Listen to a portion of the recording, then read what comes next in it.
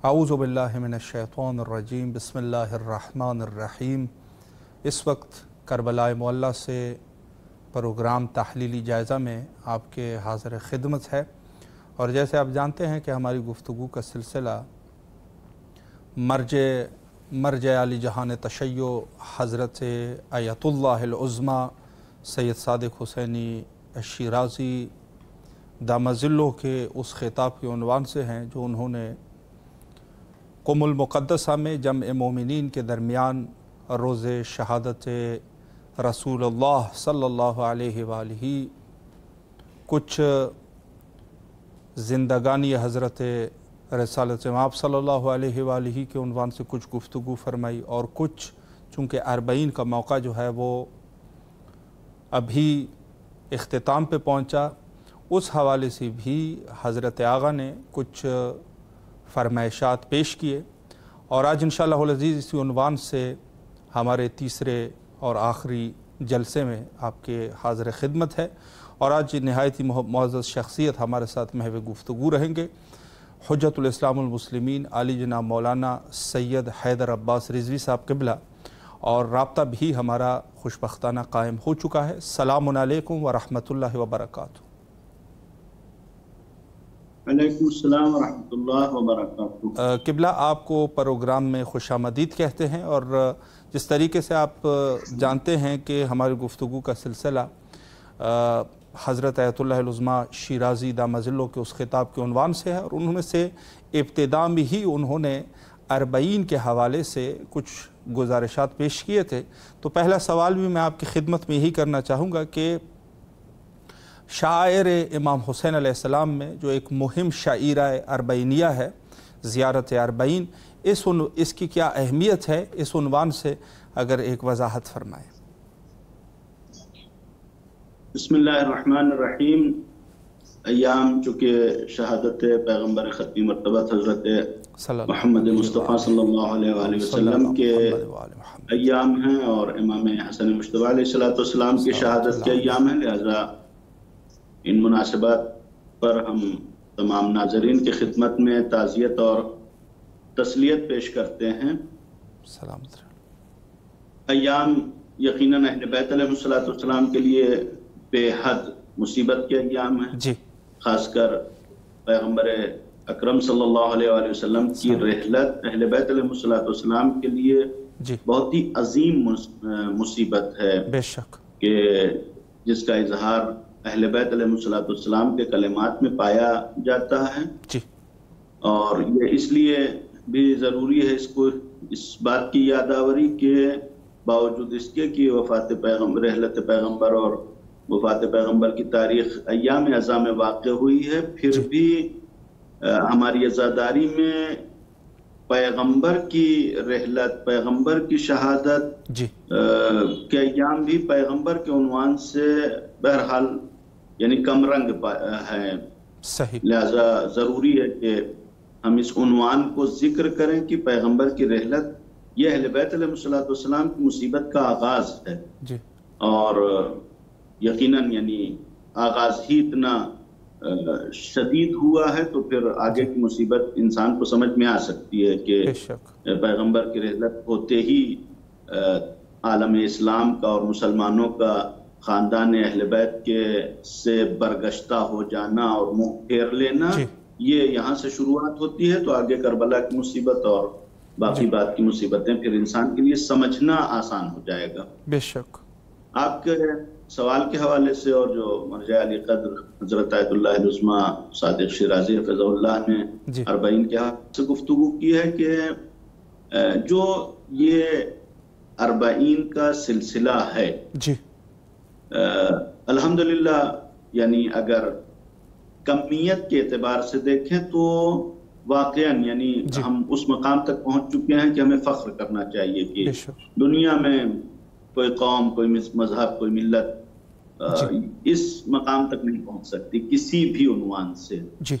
और इतना बड़ा इज्तिमा एक ऐसे कौम की तरफ से, एक ऐसे गोया मजहब की तरफ से कि जिसकी तादाद भी दुनिया में नहीं है कोई, ये यकीनन बहुत अजीम फ़ख्र की बात है। امام حسین علیہ السلام کے نام سے یہ منسوب ہونا، یعنی یہ نہیں ہو سکتا کہ مثلا یہ 2 کروڑ 4 کروڑ لوگ جو اکٹھا ہوتے ہیں ان کو پتہ نہ ہو کہ ہم کس لیے آئے ہیں. نہیں، یہ بھی ہے کہ امام حسین علیہ السلام شہادت کا، امام حسین علیہ السلام کے شہادت کا عنوان بھی اس کے ساتھ جڑا ہوا ہے. پھر 40 کا عنوان بھی جڑا ہوا ہے.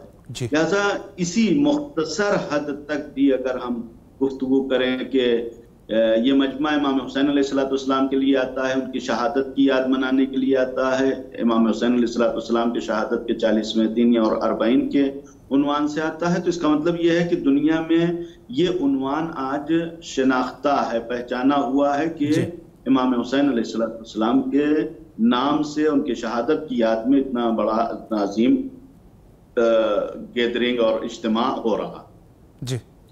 اس کے بعد جو ضرورت ہے وہ یہ کہ ایک اگر ہم تعداد اتنی بڑی یہاں تک پہنچ گئی تو اب پیغام رسانی کا جو سلسلہ ہے وہ اس کے اوپر ہمیں بہت زیادہ توجہ دینے کی ضرورت ہے. کہ زیارت 40 کے حوالے سے جو زیارت کی تاکید کی گئی، اور زیارت کا اصل عنوان بھی یہی ہے کہ امام حسین علیہ السلام کے قبر کے پاس حاضر ہونا اور امام حسین علیہ السلام کے گویا قبر کی اپنی آنکھوں سے زیارت کرنا، یہ ابتدائی عنوان ہے، یعنی پہلا عنوان یہ کہ انسان وہاں تک حاضر ہو. لیکن اس کے ساتھ ساتھ جو ہمارے یہاں، یعنی جب ہم شعائر کی بات کرتے ہیں تو امام حسن عسکری علیہ السلام کی وہ حدیث کے یہ زیارت جو ہے مومن کے علامتوں میں سے ہے، ایمان کے علامتوں میں سے ہے. بالکل. اور اس کے ساتھ جب ہمارے یعنی مجامی میں، دعاؤں کے مجموعے میں اور زیارتوں کے مجموعے میں زیارت 40 یعنی معصور زیارت پائی جاتی ہے کہ ہم اس کے مضامین کی طرف توجہ کریں تو ہمیں یہ اندازہ ہوگا کہ اس اجتماع کا وہ مقصد کیا ہے.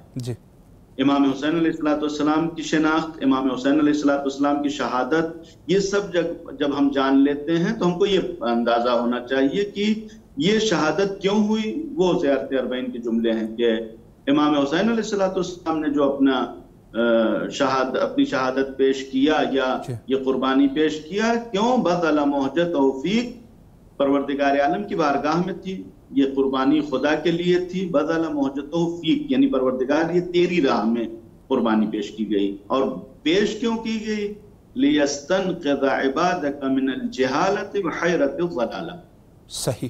یہ قربانی اس لیے پیش کی گئی ہے تاکہ جو ہے وہ خدا کے بندوں کو جہالت اور گمراہی سے نکالا جا سکے. یعنی گمراہی اور جہالت میں ڈوبے ہوئے لوگوں کو، یا گمراہی اور جہالت کے اندھیرے میں بھٹکتے ہوئے لوگوں کو وہاں سے نکالا جائے، ان کو نور علم سے روشناس اور آشنا کرایا جائے، اور ان کو جو ہے وہ راہ ہدایت کے اوپر لایا جا سکے. تو پھر سے روکتا کون ہے؟ یعنی اگر ہم راہ ہدایت پر لانا چاہ رہے ہیں، روکے گا کون؟ اس کا بھی بیان کہ امام حسین علیہ السلام کے جو مخالفین تھے اور جنہوں نے امام حسین علیہ السلام کو قتل کیا، وہ کون سے لوگ تھے؟ وَقَدْ تَوَازَرَ عَلَيْهِ مَنْ غَرَّتْهُ الدُّنْيَا. اس مقصد سے وہ لوگ روکیں گے کہ جو دنیا میں مغرور اور مفتون، یعنی جن کو دنیا نے دھوکہ دے دیا ہے یا دنیا نے اپنے فریب میں، اپنے جال میں پھنسا لیا ہے. یہ ایسے لوگ ہیں کہ جو امام حسین علیہ السلام کی مخالفت کرتے ہیں، امام حسین علیہ السلام کے دشمن ہیں، امام حسین علیہ السلام کو قتل کرنے والے ہیں. وَتَغَطْرَسَ وَتَرَدَّ فِي هَوَا. صحیح.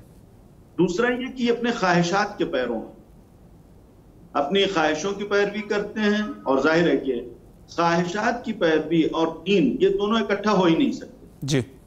اگر دین کا بھی کوئی کام انسان جو ہے وہ اپنے خواہش کے بنیاد پر انجام دیتا ہے تو اس کا مطلب یہ خدا کے لیے نہیں ہوا. خدا کے لیے نہیں ہوا تو پھر اس کو دینی کام نہیں کہا جا سکتا. مثلا مان لیجیے کہ بہرحال امام حسین علیہ السلام کی زیارت وہ اپنی جگہ پر ایک اہمیت رکھتی ہے.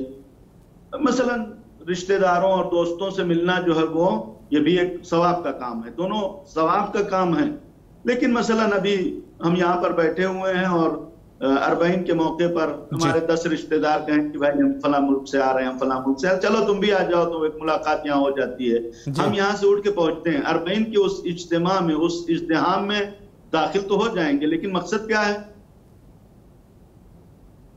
مقصد یہ ہے کہ اپنے 4 رشتہ داروں سے جو الگ الگ ملکوں سے آئے ہیں، جن سے عام طور سے ملاقات نہیں ہوتی تھی، یہ ملاقات ہو جائے گی۔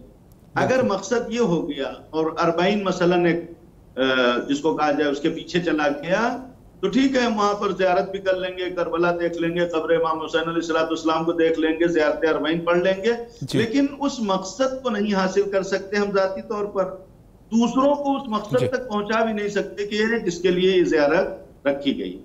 لہٰذا جو بھی عمل انجام دیتے ہیں، شعار کا مطلب صرف یہ نہیں ہے کہ ہم ایک عمل انجام دیتے، بلکہ اس کے پیچھے جو نیت ہے اس کو ہم کو بہت خالص رکھنا ہے۔ صحیح۔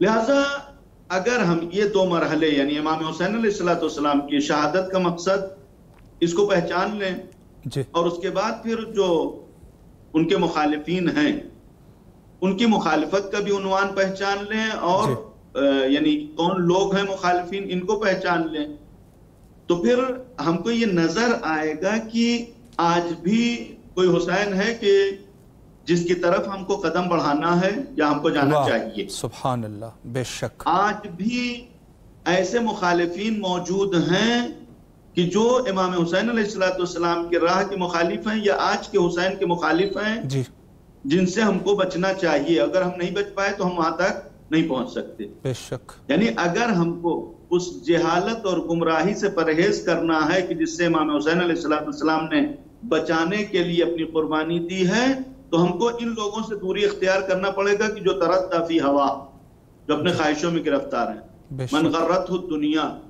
جن کو دنیا نے اپنے دھوکے میں، اپنے فریب کے جال میں پھنسا دیا ہے۔ لہٰذا اگر یہ 2 مرحلہ ہم پہچاننے میں کامیاب ہو جاتے ہیں تو زیارت کے آخری جملے ہیں کہ مولا فَمَعَكُمْ مَعَكُمْ لَا مَعْدُوَكُمْ، مولا ہم آپ کے ساتھ ہیں اور آپ کے دشمن کے ساتھ نہیں ہیں۔ یہ جملہ اسی وقت پوری عقیدت کے ساتھ امام حسین علیہ السلام کی خدمت میں ادا کیا جا سکتا ہے جب ہم اس وقت کے امام کو، اس وقت کے حسین کو پہچان رہے ہوں۔ بے شک، بے شک۔ اور جب ہم اس وقت کے حسین کے دشمن اور امام کے دشمن کو پہچان رہے ہوں کہ کون لوگ ہیں کہ جو اپنی دنیاوی خواہشات کے لیے مثلاً ان تمام کاموں کو انجام دے رہے ہیں۔ اب ظاہر ہے کہ اس حوالے سے اگر ہم نگاہ کریں تو ہماری جو عزاداری ہے، مجلس وہی ہے، ماتم وہی ہے، ذکر وہی ہے، جگہ وہی ہے، لیکن دھیرے دھیرے وہ نیتیں جو ہے وہ بالکل بدلتی چلی جائے۔ لہٰذا شعائر حسینی عمل کا نام نہیں، شعار صرف عمل میں نہیں ہوتا کہ مثلاً مان لیجئے کہ ایک سلسلہ یہ نجف سے کربلا تک پیدل چلنے کا ہو گیا، تو اگر ہم پیدل چل لے رہے ہیں تو اس کا مطلب ہم نے مشی کر لیا، نہیں۔ بالکل، اگر یہ قدم ہمارے جو ہے وہ ہماری اپنی جگہ سے امام حسین کی طرف اٹھے تو نجف سے کربلا بھی نہ جائیں، 80 کلومیٹر نہیں چلیں، 10 قدم بھی چلیں، تو یہ بامقصد ہے۔ اور اگر یہ قدم جو ہے وہ ہماری اپنی جگہ سے امام حسین علیہ السلام کی طرف نہیں، صحیح، تو اس کا مطلب یہ ہے کہ وہ 80 کلومیٹر وہ پیروی ہے، وہ پیادہ روی ہے، پیدل چلنا ہے، اس کے علاوہ اور کوئی مقصد ہم حاصل نہیں کر پا رہے ہیں۔ بالکل۔ اور یہ بہرحال یعنی اس عنوان سے جب ہم گفتگو کرتے ہیں تو بہرحال آدمی یہی وہ کرے گا کہ یہ جو لوگ گئے اور آ گئے اور یہ ان کے اوپر ایک تنقید ہے، نہیں۔ انشاءاللہ کہ جو بھی گئے وہ سب اپنے مقصد میں کامیاب تھے اور انہوں نے ان تمام باتوں کی رعایت کی ہے، لیکن صرف جاننا اور سمجھنے کی حد تک ہماری یہ ذمہ داری ہے کہ ہم سمجھیں، ہم جانیں۔ بے شک۔ اس حوالے سے ایک جس نقطے کی طرف اشارہ کرنا تھا کہ اس کے لیے جو ضرورت ہے، یعنی اس شعیرے کو، اس شاعر کو مثلاً جو ہے وہ اگر ہم کو زندہ رکھنا ہے تو مثلاً پیادہ روی کی تاکید اور مشی کی تاکید کے ساتھ ساتھ ہمیں جو ہے وہ اس کے پیچھے جو معنویت ہے، جو روحانیت کا سلسلہ ہے، ان کو بہت زیادہ دقیق طور پر اس حوالے سے مثلاً بہرحال ہمارے یہاں الحمدللہ ایک ایسا سلسلہ پایا جاتا ہے کہ جس کو ہم لیڈنگ رول کہہ سکتے ہیں۔ مثلاً ایک مرجع کا بیان ہوتا ہے، وہ ایک لیڈنگ رول رکھتا ہے، جس کو کہا جائے وہ اہمیت رکھتا ہے۔ دوسرے اس کے مرحلے آتے ہیں کہ مثلاً مسجد کا پیش نماز، ممبر کا ذاکر، خطیب، یا مثلاً کربلا کی زیارت کے حوالے سے جو ایک خاص ग्रुप बनाते हैं, मसलन टूर वगैरह, टूर ऑपरेटर, इन सब की अपनी अपनी जिम्मेदारियां हैं कि मसलन अगर मान लीजिए कि हम यूरोप के पिकनिक के टूर पे ले जा रहे हैं किसी को, तो वहां पर रहना खाना मसलन घुमाना फिराना ये हमारी जिम्मेदारी है। करबला ले जा रहे हैं तो ये कोई घुमाने तो नहीं ले जा रहे हैं, बिल्कुल तफरीह के लिए नहीं ले जा रहे हैं। लिहाजा मसलन वहां जाने के लिए हमें सिर्फ ये मालूम होना चाहिए कि रात का नक्शा क्या है, करबला से नजफ कैसे जाते हैं, नजफ से बगदाद का सफर कैसे होगा, और सामर्रा से काजमैन जाना आसान है या काजमैन से सामर्रा की तरफ जाना आसान है, ये सब हमको मालूम हो गया तो हमने टूर बनाया, लेके पहुंच गए जी। हर एक टूर के साथ एक रूहानी रहनुमा का होना जरूरी है जी, बिल्कुल। लिहाजा अपनी ज़ायरीन की जिम्मेदारी है कि अगर किसी टूर में रूहानी रहनुमा नहीं है, नहीं जाए जी। बिल्कुल बिल्कुल सही फरमा रहे हैं। ये सैर और तफरीह नहीं है जी। आप यूरोप घूमने जाएं तो ठीक है, वो गाइड लेके जाएं कि जिसको नक्शे का पता हो, जिसको जो है रास्तों का पता हो। लेकिन करबला की जियारत का जो सफर है उसमें जियारत की अहमियत है। होटल में कहाँ रुकेंगे, 5 सितारा होगी कि 3 सितारा होगी कि सड़क पे सोना पड़ेगा, इसकी अहमियत नहीं जी। अहमियत इस बात की है कि हमारी जियारत किस रास्ते से मुकम्मल हो सकती है।